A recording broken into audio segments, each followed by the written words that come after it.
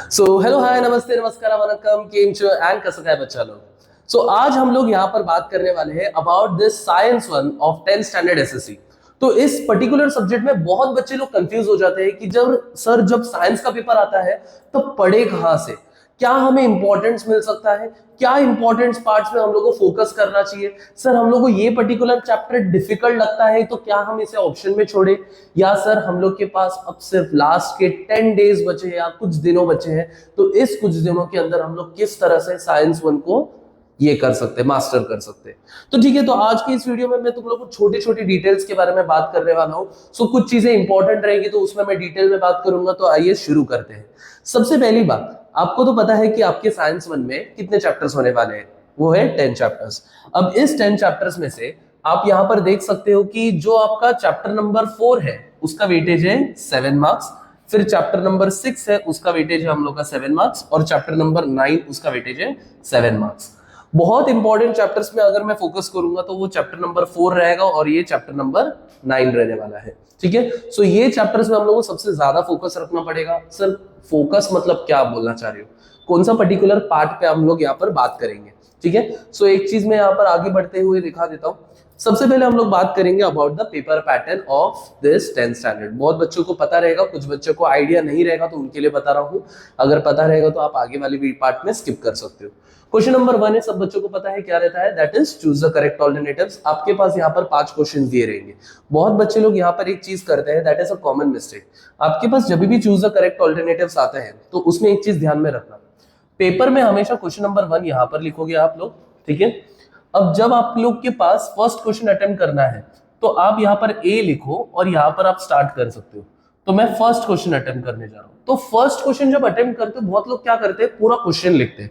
No need to write the full question in science 1, science 2, maths 1 and maths 2।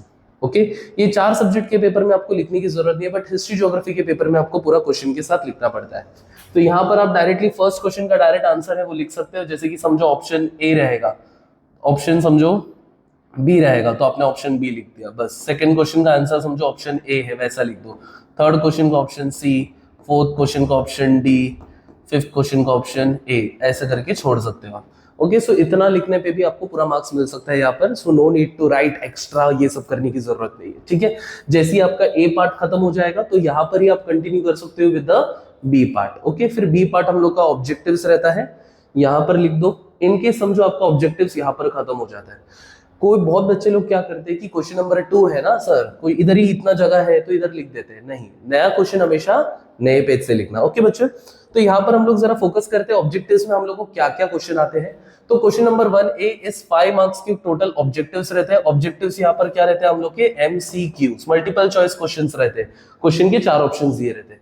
Okay, अब यहाँ पर question number 1B which is answer the following question. बहुत सारे type आते हैं but मैं कुछ लास्ट 8 साल के पेपर्स का एनालिसिस करके ये बता रहा हूँ आपको।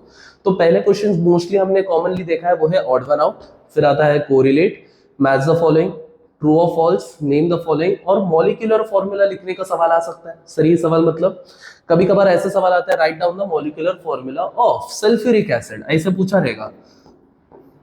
सल्फ्यूरिक एसिड का मॉलिक्यूलर फॉर्मूला बोलो, तो सबको पता रहेगा ना, इट्स H2SO4। ओके, ऐसे सब आ सकता है सवाल। आपके पास कोई एक पर्टिकुलर केमिकल रहेगा, उसका molecular formula. Sir structural formula बोलेंगे, स्ट्रक्चरल फॉर्मूला के लिए ऐसा सवाल आ सकता है, प्रोपेन 1 ऑल, ऐसा सवाल पूछा रहेगा। ओके ओके, प्रोपेन 1 ऑल ऐसे बोला रहेगा। तो इसके लिए क्या आ जाएगा, प्रोप मतलब 3 कार्बन आ जाएगा। फिर बाद में यहाँ पर OL आ गया। फंक्शनल ग्रुप OL का क्या रहता है हम लोग का, OH आ जाता है। फर्स्ट कार्बन पे देना है ना, तो कोई भी इधर या एंड में दे दो। ऐसे मैंने OH डाल दिया, बाकी सब जगह पर मैं H डाल देता हूँ। ठीक है, ये हम लोग का पूरा स्ट्रक्चर रह जाएगा, इधर सब जगह पर H आ जाएगा। ओके, ये स्ट्रक्चरल फॉर्मूला में ये सवाल आ जाता है। आफ्टरवर्ड्स हम लोग को यहाँ पर कैसा है, केमिकल का नाम पूछेंगे। केमिकल का नाम मतलब अब उल्टा आएगा, मतलब आपको यहाँ पर H2SO4 दिया रहेगा तो उससे आपको केमिकल का नाम डिस्कस करना है, या तो आपको IUPAC नेम यानी कि स्ट्रक्चर दिया रहेगा तो उससे ये IUPAC नेम बताना है। ये चीज करने के लिए आपको इस चीज पे फोकस करना पड़ेगा, तो उसके लिए आपको chapter number 3 and chapter number 9 पे ध्यान देना है। ओके, इन 2 चैप्टर से ज्यादा करके ये सवाल बनते हैं।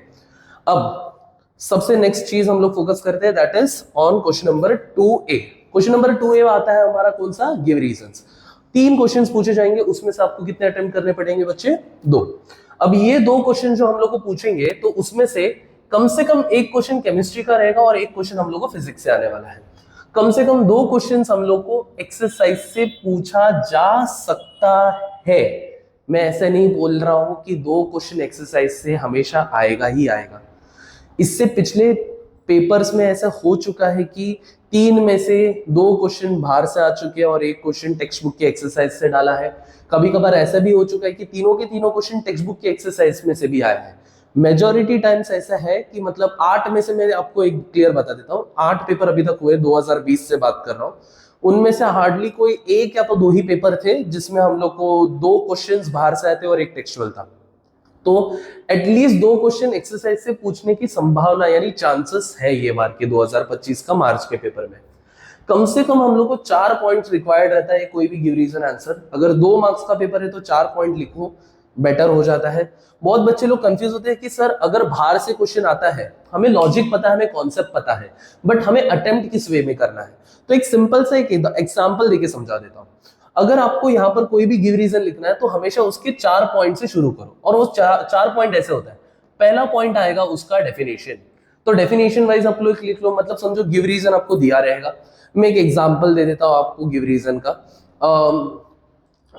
एग्जांपल के लिए हम लोग ले लेते हैं ये atomic radius goes on decreasing down the group, ऐसे एग्जांपल दे देते हैं हम लोग, ठीक है, goes on increasing down the group. तो यहाँ पर बात किसका हो रहा है, एटॉमिक रेडियस का हो रहा है, तो पहला पॉइंट आएगा उसका डेफिनेशन से। ओके, फिर आता है सेकंड पॉइंट। सेकंड पॉइंट हम लोग का रीजन नंबर 1 कि क्यों हम लोग का एटॉमिक रेडियस इंक्रीज हो रहा है, ओके, डाउन द ग्रुप, क्योंकि नए शेल्स ऐड हो रहे हैं, पहला रीजन। अब दूसरा रीजन डालेंगे, नया शेल्स ऐड होने से क्या होता है, उसका कंटिन्यूएशन देने का। नया शेल्स ऐड होने से सेंटर से लेके आउटर मोस्ट शेल का दूरी बढ़ जाता है। ओके, मैंने देखो 3 पॉइंट एकदम सिंपल वे में बता दिया।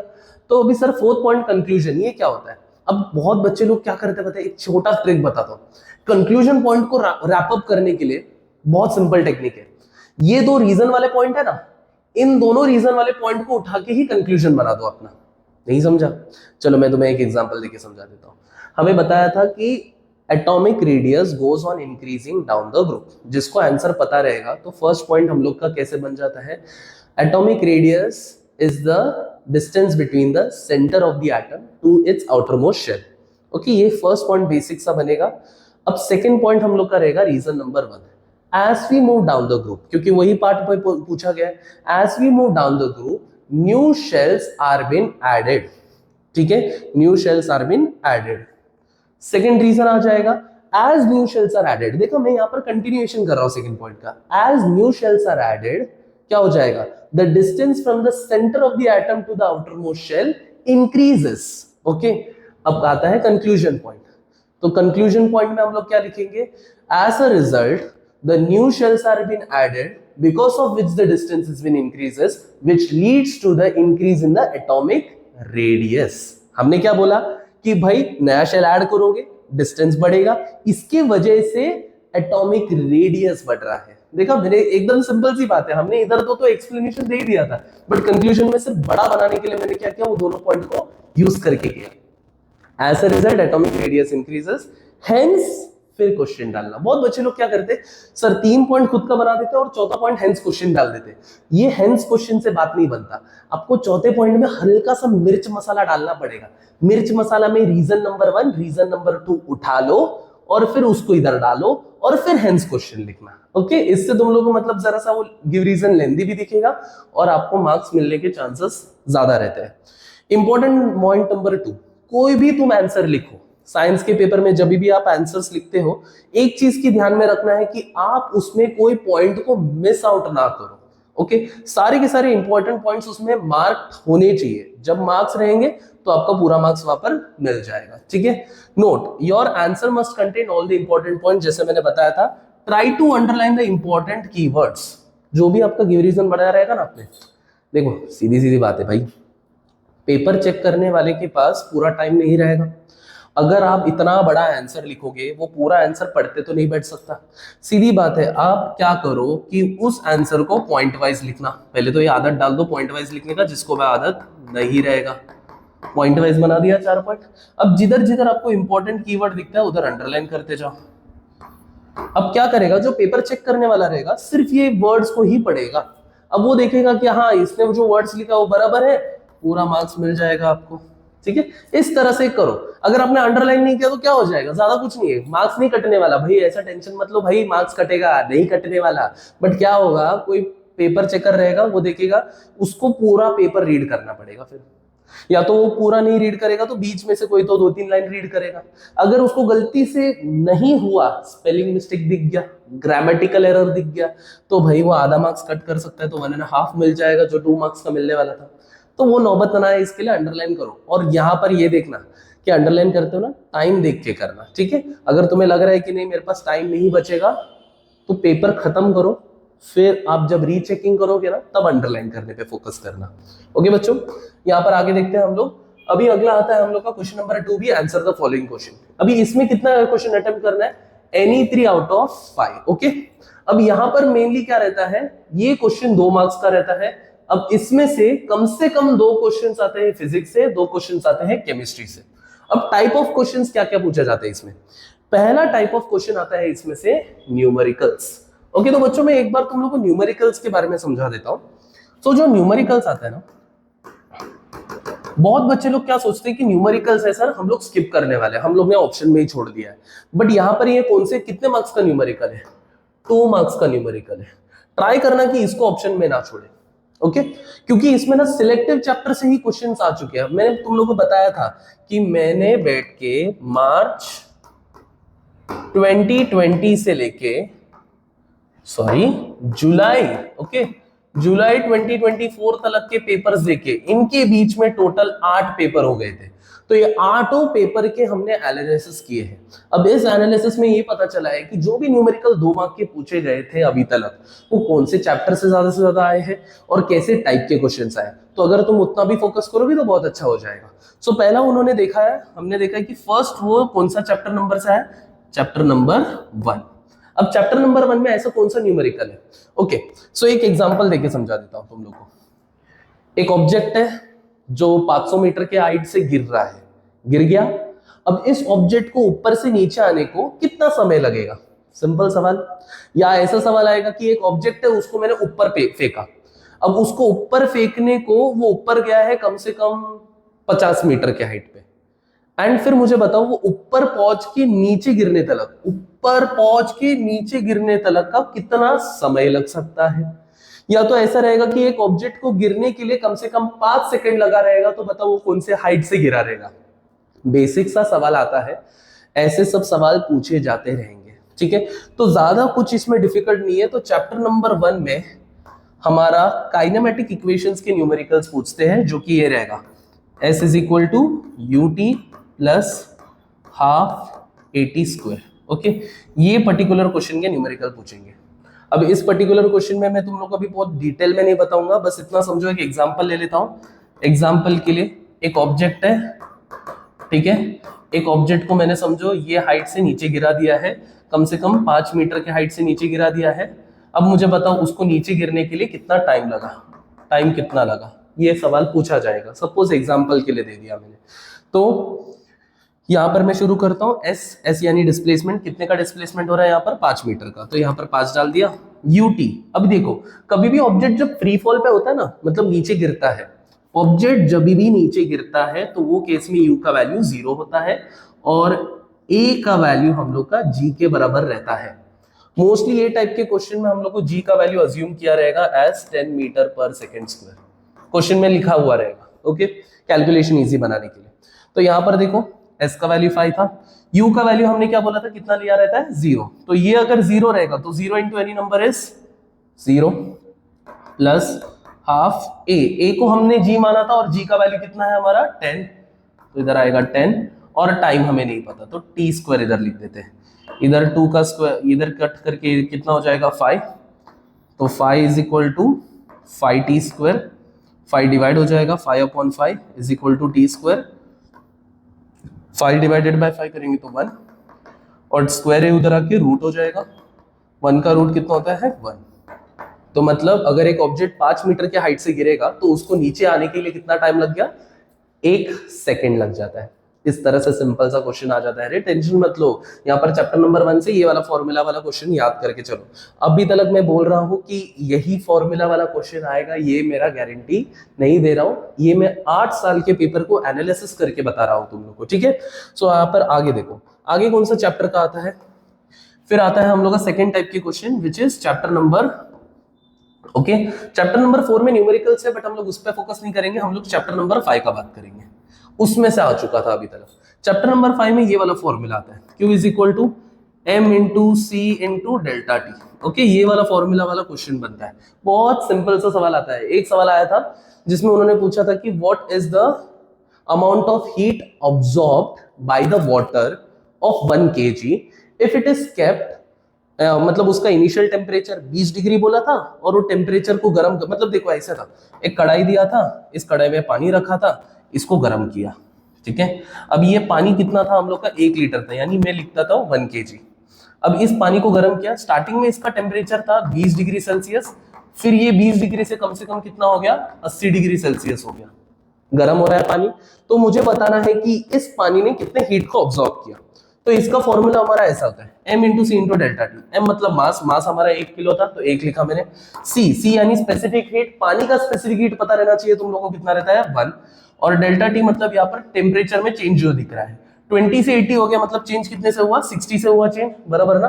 80 माइनस 20 करेंगे तो 60 हो गया, मल्टीप्लाई करो तो आंसर क्या आ गया 60। 2 मार्क्स का सम। देखो चैप्टर नंबर 5 में ये वाला टाइप के क्वेश्चंस बनते हैं। इसके बाद चैप्टर नंबर हाँ, तीसरा टाइप का सवाल चैप्टर नंबर 6 से भी आ सकता है। चैप्टर नंबर 6, चैप्टर नंबर 6 से आएगा तो ये वाला टाइप का क्वेश्चन आ जाता है, दैट इज रिफ्रैक्शन का सवाल आता है। रिफ्रैक्शन का मतलब ऐसा है, V2 अपॉन V1, ये पर्टिकुलर फॉर्मूला का आता है, ये पता है ना, रिफ्रैक्टिव इंडेक्स का फॉर्मूला है। V2 मतलब क्या रहता है, velocity of light in medium 2, और V1 का मतलब क्या है, velocity of light in medium 1। Okay, ये वाला फॉर्मूला का एक सम देख लेना कैसे आता है। फोर्थ क्वेश्चन जो बन के आता है वो है हम लोग का चैप्टर नंबर 7 से। चैप्टर नंबर 7 में हम लोग का पर्टिकुलरली लेंस चैप्टर है, तो लेंस चैप्टर का ये सवाल आ जाएगा, that is power is equal to 1 upon focal length. Okay, ये वाला फॉर्मूला आ जाता है।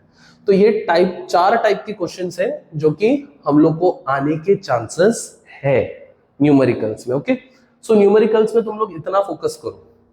अब इसके बाद आता है लॉस, डिफाइंस एंड प्रिंसिपल, फिर शॉर्ट नोट्स, डिफरेंस बिटवीन अभी तक 2 ही बार आया था। 8 साल तक पेपर चल रहे हैं, 8 बार ये बोर्ड के पेपर हो रहे हैं, इसमें से 2 ही अभी तक क्वेश्चन पूछा गया। एक है मास और वेट, और एक है हम लोग का मायोपिया एंड हाइपरमेट्रोपिया। ओके, तो यही 2 क्वेश्चन अभी तक पूछे हैं, बट इसका मतलब ये नहीं है कि आ नहीं सकते, और भी बहुत सारे क्वेश्चन है भाई। AC/DC का एक क्वेश्चन हो सकता है, वो एक हीट इलेक्ट्रिक करंट चैप्टर से पूछा जा सकता है, और भी बहुत सारे क्वेश्चन है हम लोग के। तो बस देख के जना कॉन्सेप्ट पता रहेगा तो आपको कैसे भी न्यूमेरिकल्स लिख सकते हो, डिस्टिंग्विश बिटवीन लिख सकते हो। केमिकल रिएक्शंस के ऊपर सवाल आ सकता है, केमिकल रिएक्शंस के ऊपर आइडेंटिफाई करेंगे, आइडेंटिफिकेशन का सवाल आ सकता है कि भाई identify the chemical reaction. Balance करने का सवाल आ सकता है, या तो इनकम्प्लीट रिएक्शन दिया रहेगा उसको कंप्लीट करने बोल सकते हैं। बहुत टाइप के केमिकल रिएक्शन के सवाल बन सकते हैं। कंप्लीट द फ्लो चार्ट एक बनेगा, right the properties, characteristic, uses, advantages या तो effect, and give examples. Okay, तो ये क्वेश्चन नंबर 2B में आएगा हमारा। फिर इसके बाद देखो क्वेश्चन नंबर 3 में हम लोग के क्या आते हैं, एनी 5 अटेम्प्ट करना आउट ऑफ 8। भाई इधर देखो 8 सवाल है, 8 में से सिर्फ कितने पूछे जा रहे हैं, 5 ही पूछे जा रहे हैं। तो सोच समझ के तुम लोग 3 क्वेश्चन ऐसे ही ऑप्शन में छोड़ दोगे यहाँ पर। तो यहाँ पर देखो 8 सवाल है, 4 केमिस्ट्री से पूछ रहे हैं, 4 फिजिक्स से पूछ रहे हैं। अभी इसमें से कैसे कैसे क्वेश्चन पूछते हैं, सजेस्ट रेमेडीज पूछ सकते हैं, explanation of diagram based questions बोलते हैं इसको हम लोग, complete the table, explain with examples, numericals. अभी इसमें भी देखो न्यूमेरिकल्स आ रहा है, बट मोस्टली अगर तुम्हारा प्रैक्टिस अभी तक पूरा हुआ नहीं है तो मैं बोलूंगा कि ये न्यूमेरिकल्स 3 मार्क्स के जो है वो अवॉइड करो। बट अगर किसी ने किया रहेगा तो मैं शॉर्ट में तुम्हें बता देता हूँ कि किस न्यूमेरिकल्स पे ज्यादा फोकस करना चाहिए। फर्स्ट क्वेश्चन जो आता है वो चैप्टर नंबर 1 से आएगा, ये वाला formula F, okay, F is equal to G m1 m2 upon r square. वही पूछेंगे, दो ऑब्जेक्ट है, इतनी दूरी पे है, बताओ उसका मास कितना है, या तो बताओ what is the gravitational force between them. ठीक है, फिर आता है हम लोग का फोर्थ चैप्टर के न्यूमेरिकल्स आ जाते हैं, दैट इज कितना एनर्जी यूज किया है उसने, या कितना इलेक्ट्रिक पावर यूज किया उसने, वैसे टाइप के सवाल बन सकते हैं। फिफ्थ चैप्टर का हम लोग का ये वाला आता है Q1 is equal to Q1 plus Q2, calorimeter वाला सवाल। ओके, कैलोरीमीटर वाला सवाल जिसने अगर रिवाइज किया रहेगा तो उनको आइडिया मिल गया रहेगा कि मैं क्या बोल रहा हूँ। जिसने अभी तक देखा नहीं है तो उन लोग के लिए पूरा बाउंसर भी जा सकता है। ओके, सिक्स चैप्टर हम लोग का ये, इसमें से ज्यादा कुछ सवाल बनते नहीं है। सेवन चैप्टर से हम लोग का ये एक आ सकता है विच इज ये mirror formula, lens formula, 1/u minus 1/v is equal to 1/f and m is equal to v upon u। Okay, ये मैग्निफिकेशन एंड लेंस फॉर्मूला की मदद से एक क्वेश्चन बन सकता है हमारा।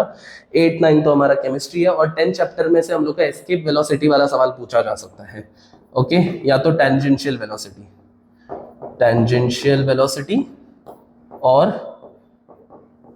Escape velocity. ओके, ये वाले टाइप के दो क्वेश्चन है इसमें से, तो ये न्यूमेरिकल्स पूछा जा सकता है from 3 marks. Complete the diagram, answer the following based on diagram and complete the paragraph, ये टाइप के क्वेश्चंस इसमें बनते हैं। अब क्वेश्चन नंबर 4 ये जो है हम लोग का, यहाँ पर हम लोग को सिर्फ 2 में से एक ही अटेम्प्ट करना है। ये 5 मार्क का सवाल है। ओके, कितने मार्क्स का ये? 5 मार्क। एक क्वेश्चन बनता है फिजिक्स से, एक क्वेश्चन आता है केमिस्ट्री से। अब यहाँ पर हम लोग को फोकस किस पे करना है सर? अब देखो, मैं एक चीज बता देता हूँ, एक पेपर है हमारे पास जहां पर एक स्टूडेंट को 40 on 40 किस तरह से मिलता है उसके ऊपर डिस्कस करते हैं। ज्यादा कुछ नहीं, मैं यहाँ पर बस प्रेजेंटेशन पे फोकस करूंगा। इसलिए यहाँ पर पेपर में क्वेश्चन नंबर 1 का क्वेश्चन के साथ आंसर लिखा है। देखो, मार्क्स कट नहीं होने वाला है, बट अननेसेसरी का इसमें टाइम वेस्ट भी होता है। सो मैंने जैसे बताया था, तुम लोग डायरेक्ट ऑप्शन के साथ तुम लोग ऑप्शन नंबर लिख लो, अगर चाहिए तो उसके आगे तुम लोग आंसर भी लिख सकते हो, that's it. Odd one out भी देखो, मोस्टली क्या होता है, जो बच्चे लोग ना एक्स्ट्रा मार्क्स मतलब बोलते हैं ना, रिस्क नहीं लेना चाहते अपने इसमें। ऑड वन आउट में हम लोग को क्या लगता है, अरे सर जो ऑड वन आउट है उसको या तो लिख लो या तो क्वेश्चन पूरा लिख के सर्कल कर दो। इसने क्या किया है, क्वेश्चन लिख के सर्कल किया है, और वो सर्कल किया हुआ क्यों है उसका एक्सप्लेनेशन के साथ दिया है। सो ट्राई करना कि तुम लोग को जो भी ऑब्जेक्टिव से रहता है वो एक्सप्लेन करके दे दो कि इफ ऑड वन आउट ये है तो क्यों है। अगर ट्रू और फॉल्स पूछेंगे कि ट्रू या फॉल्स, फॉल्स है तो क्यों फॉल्स है करके ट्रू स्टेटमेंट क्या होगा, कोरिलेट में हमने यही वैल्यू क्यों वहां पर डाला है। जैसे कि फॉर एग्जांपल यहाँ पर एक कोरिलेट का सवाल है क्या, यस, यहाँ पर तो इसका कोई लॉजिक नहीं है, CuI2 ब्राउन है, AgCl व्हाइट है। ओके, यहाँ पर हम लोग का मैच द फॉलोइंग हो गया, ये ट्रू है। अगर फॉल्स रहता तो करेक्ट आंसर क्या रहते थे, लिखते थे। और यहाँ पर हम लोग का एक छोटा सा नेम द फॉलोइंग का क्वेश्चन पूछा गया है। ठीक है, अब यहाँ पर देखो क्वेश्चन नंबर 2 भी जैसे मैंने बताया था तुम लोग को, आंसर्स जब भी लिखते हैं तो हम लोग देखो ट्राई करो कि अंडरलाइन करने को। ओके, जैसे देखो दो क्वेश्चन अटेम्प्ट किया, जगह छोड़ दिया, अगले क्वेश्चन पे बढ़ गए वो लोग, अगले क्वेश्चन पे हम लोग ने यहाँ पर शुरू कर दिया। सो प्रॉपरली यहाँ पर लिखा हुआ है सब चीजें। देखो ब्लैंक्स भी अंडरलाइन करना है। देखो अगर if there is a blank, proper underline करो। बहुत बच्चे लोग क्या करते हैं, जोश जोश में लिख तो देते हैं रिएक्शन, अंडरलाइन करना भूल जाते हैं, मार्क्स जा सकता है। तो वो चीजें ध्यान में रखना कि क्या कब अंडरलाइन करना है। डायग्राम नेसेसरी टाइम पे बना दो। अगर नहीं बनाने हैं, तुम लोग को लग रहा है कि डायग्राम बनाने पे टाइम वेस्ट होता है, जगह छोड़ो, कोई प्रॉब्लम नहीं है, लास्ट में तुम लोग डायग्राम बना लो। ओके, अगर जगह टाइम मिल जाता है तो ओके, डायग्राम जब नेसेसरी है तब बना, नहीं लग रहा है जगह छोड़ के रख देना। फिर उसके बाद यही सेम चीज है, कितना हो सकता है उतना नीट प्रेजेंटेशन रखोगे तो अच्छा पड़ेगा अपने लिए। फिर अपना यहाँ पर भी सेम चीज, देखो ये वाला यहाँ पर अटेम्प्ट किया हुआ है, देखो जिधर जिधर ब्लैंक्स है उधर उधर देखो अंडरलाइन भी किया हुआ है। ठीक है, तो अंडरलाइन करना इंपॉर्टेंट है अगर वो पर्टिकुलर ब्लैंक आता है तो। इसके बाद देखो, हाँ ये सब तो हम लोग का क्वेश्चन हो गया। अब यहाँ पर बात करते हैं मार्च 2020 से लेके जुलाई 2024 तक का टोटल 8 पेपर्स हुए थे ये सर। अब ये 8 पेपर्स का एनालिसिस में तुम लोगों को दिखाता हूँ। First question number 1 that is MCQ। इसमें ज्यादा कुछ इंपॉर्टेंट तो पता नहीं चल रहा है, बट एक चीज समझ में आ रहा है कि हर साल हम लोग को जो क्वेश्चंस पूछते हैं, मेजॉरिटी क्वेश्चन चैप्टर नंबर 6 से अभी तक पूछा गया है। 7 क्वेश्चंस आए, 8 बार पेपर हुआ है, 7 क्वेश्चंस उसमें से आए। वह देखा जाए तो हम लोग को हर एक चैप्टर पे फोकस करना जरूरी है। हम लोग कह नहीं सकते कि हाँ बार फर्स्ट चैप्टर से सर अभी तक 2 ही क्वेश्चन है तो ऑब्जेक्टिव्स के लिए स्किप करें। देखो मैं ऐसा बोलूंगा भी नहीं, ओके। हम लोग को at the end of the day answer तो करना ही पड़ेगा। तो चैप्टर हर एक इंपॉर्टेंट है, जस्ट एक तुम लोग को एक ब्रीफ आइडिया मिल रहा है कि कौन सा चैप्टर का वेटेज ज्यादा हो रहा है। 8 चैप्टर से भी देखो 6 क्वेश्चंस पूछे गए। ऑब्जेक्टिव्स की बात करेंगे तो यहाँ पर 4th चैप्टर देखो, 4th चैप्टर में से टोटल 9 क्वेश्चंस पूछे गए। पेपर अभी तक 8 हुए हैं बट सवाल 9 बने हैं। कोई कोई साल में देखो मार्च 2020 में 2 क्वेश्चन वही चैप्टर से आए थे, फिर 2022 के जुलाई में भी 2 क्वेश्चन बने थे, 23 जुलाई में भी 2 क्वेश्चन आए थे। मतलब 4th चैप्टर और 6th चैप्टर देखोगे रिटर्न तो 7 क्वेश्चन। ये 2 चैप्टर ज्यादा इंपॉर्टेंट है फॉर दी ऑब्जेक्टिव पर्पस। इसके बाद अगर बात करेंगे हम लोग गिव रीजन की। अब गिव रीजन में एक चीज मैंने नोटिस किया कि हम लोग का यहाँ पर 2nd चैप्टर, ठीक है, इसमें से 5 क्वेश्चन आए, 4th चैप्टर इसमें से भी 5 क्वेश्चन आए, और 8th चैप्टर इसमें से भी 4 क्वेश्चन आए। अब मैं एक छोटा सा अपना एडवाइस देता हूं, ये मेरा एडवाइस है, इसको तुम लोग ऐसे मत समझना कि यही चीज होने वाला है करके। अपना जो गिव रीजन होता है ना, इसमें 3 क्वेश्चंस होते हैं। अब होता क्या है, गिव रीजन एक सवाल ऐसा है कि जो मोस्ट ऑफ द टाइम ना केमिस्ट्री चैप्टर से ज्यादा पूछे गए। मैं 8 साल के पेपर का ये देख के बता रहा हूं। अब एग्जाम्पल देख लो, 2nd chapter 8th chapter chemistry के जब भी आता है ना सवाल, तो 1-2 चैप्टर ना केमिस्ट्री से पूछ रहे, तो 1 चैप्टर फिजिक्स का डाल रहे हैं वो लोग, ओके। मेजॉरिटी टाइम्स, हम ऐसा नहीं बोल रहे हर बार वैसे कर रहे हैं। तो अगर ये केमिस्ट्री है तो 1 क्वेश्चन फिजिक्स है, तो ऐसा मोस्ट ऑफ द टाइम हो रहा है। 2 चैप्टर केमिस्ट्री के हो रहे हैं तो 1 चैप्टर फिजिक्स के हो रहे हैं। केमिस्ट्री के पूरा मिला के भी कितने चैप्टर है, 5 चैप्टर है। फिजिक्स के 5 चैप्टर है। तो मेरा कहने का मतलब क्या है, तुम लोग ये 2nd, 4th और 8th ये 3 चैप्टर पे ज्यादा फोकस करो, ठीक है। अगर गिव रीजन कोई पढ़ना चाह रहा है तो 2nd, 4th, 8th ये ऑर्डर वाइज करो, फिर बाकी के चैप्टर के गिव रीजंस करो। तुम लोग ने अगर पहले ये कर लिया तो तुम लोग का गिव रीजन का फंडा जरा क्लियर हो जाएगा। पहले क्या करो, टेक्सचुअल करना शुरू करो, ओके। इस पे मेजरली फोकस रखना।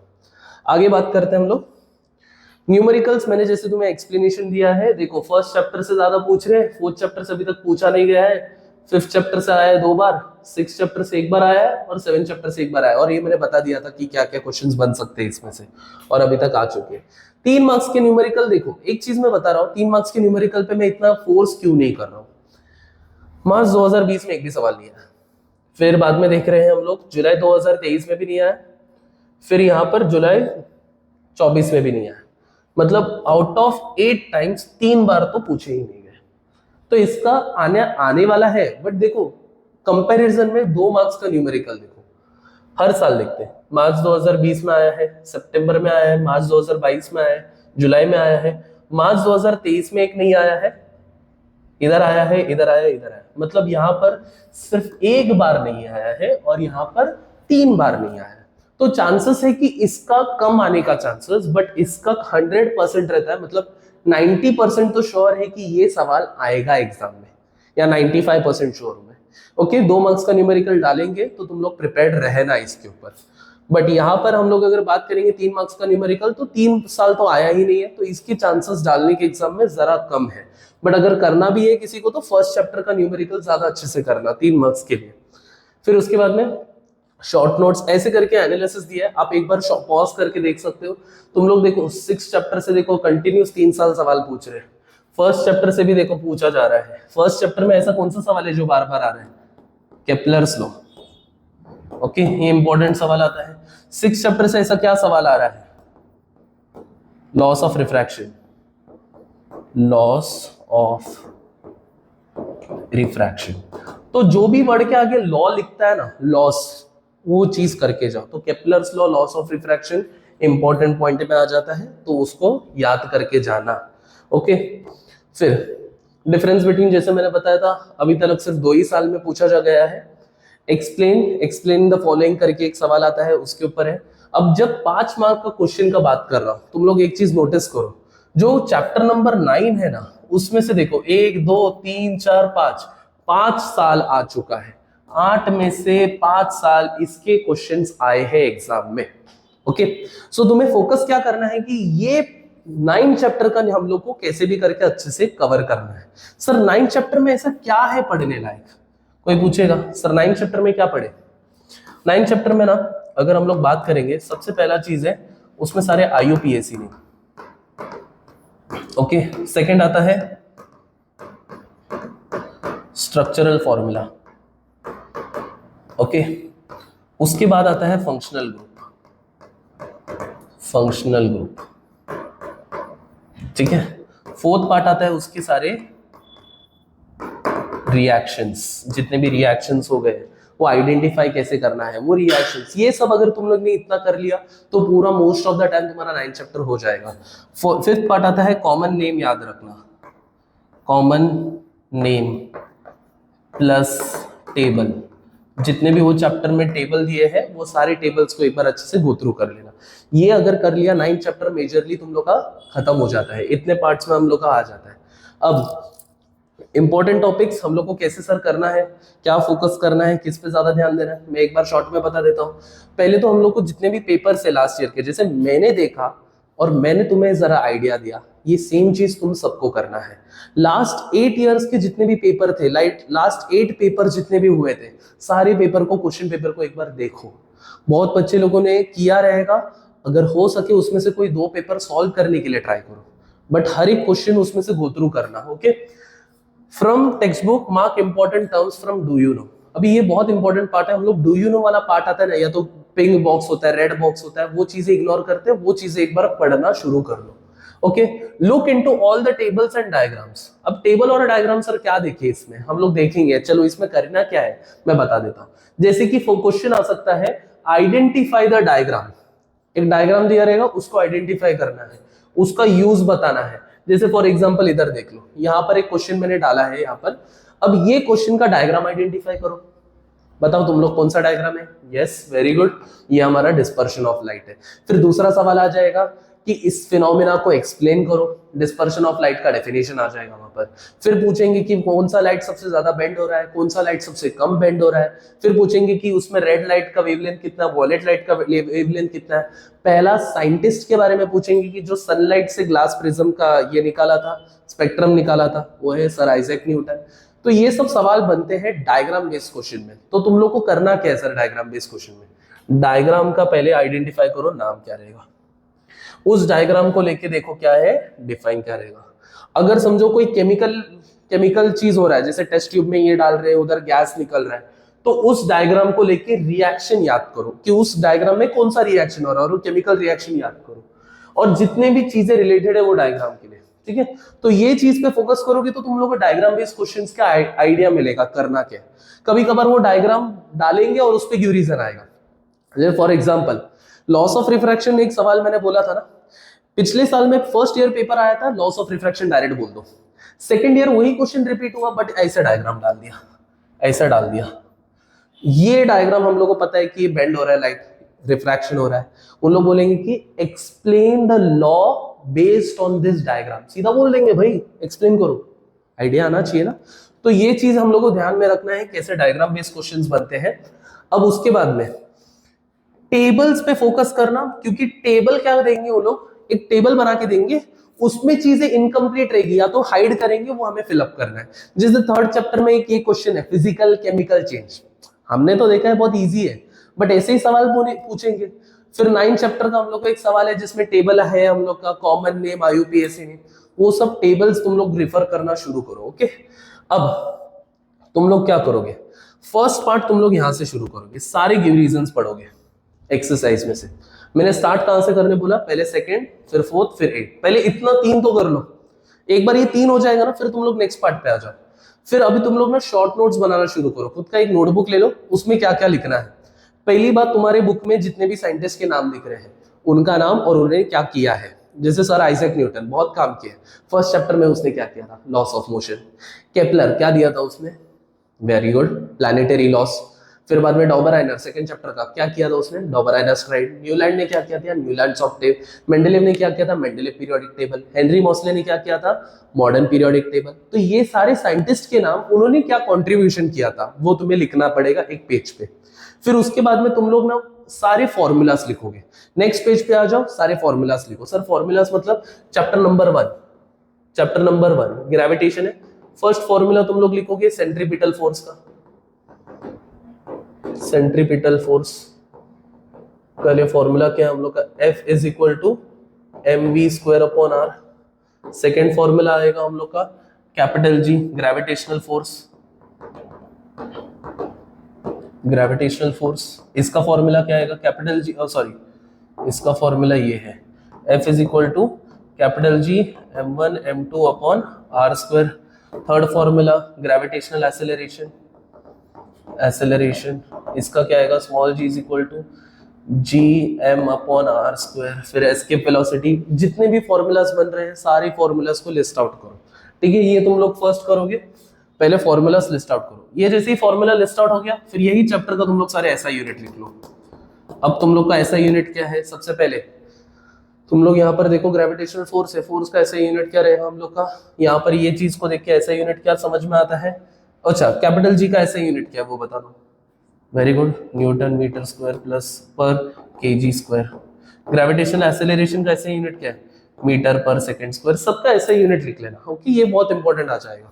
फिर बाद में कुछ important values. Sir important values जैसे कि क्या, इंपॉर्टेंट वैल्यूज में बहुत इंपॉर्टेंट आता है, जैसे कि कैपिटल G का वैल्यू कितना है, फिर बाद में एयर का रिफ्रैक्टिव इंडेक्स कितना है, वाटर का रिफ्रैक्टिव इंडेक्स कितना है, स्पेसिफिक हीट कैपेसिटी पानी का कितना है। तो ये सब वैल्यूज जो है ना बहुत इंपॉर्टेंट है।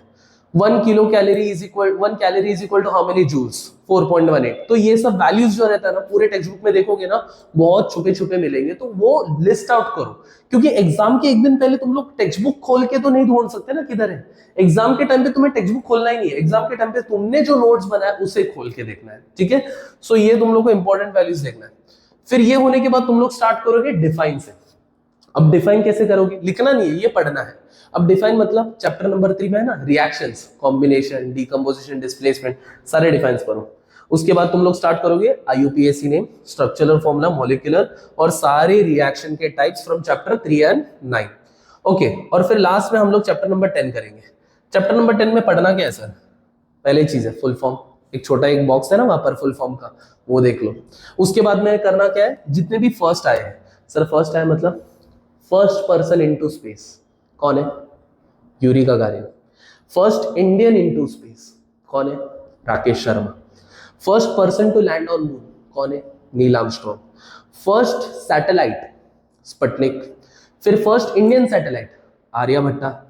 Father of Indian space research Vikram Sarabhai. तो ये जितने भी फर्स्ट या मेन पर्सन का नाम आता है ना, वो तुम लोग चैप्टर नंबर 10 से देखोगे। ये अगर तुमने कर लिया तो तुम लोग का मेजरली पार्ट खत्म हो जाएगा।